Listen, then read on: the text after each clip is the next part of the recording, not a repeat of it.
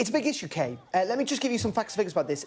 Currently, the child benefit cap affects 2.63 million, so just over 2.5 million children across the UK. By the end of Parliament, it's expected to cost £3.4 billion if they were to remove the cap.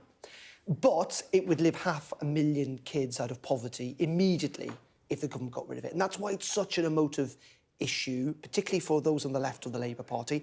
It's why ministers like Liz Kendall and others are under an awful lot of pressure. Did you not get the impression that the Education Secretary seemed to be more in favour of scrapping it? You know what? This is really interesting, the politics around this. We heard Rachel Reeves on Sunday effectively saying, you know, she's not going to do anything unless she can find where the money comes from.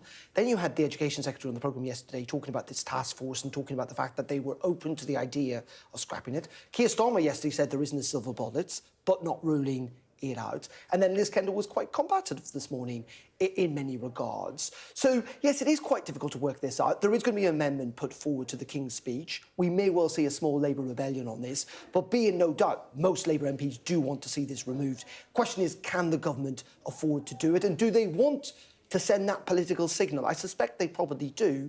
It's interesting when you look at the polling around this, though, Kay.